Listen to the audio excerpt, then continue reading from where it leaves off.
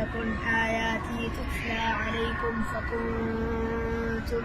بها تكذبون قالوا ربنا غلبت علينا شقوتنا وكنا قوما ضالين ربنا أخرجنا منها فإن عدنا فإنا ظالمون قال اخسئوا فيها ولا تكلمون إنه كان فريق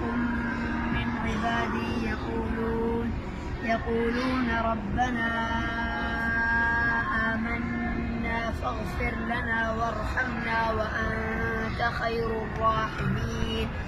فاتخذتموهم سخريا حتى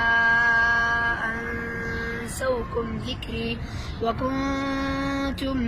منهم تضحكون إني جزيتهم اليوم بما صبروا أنهم هم الفائزون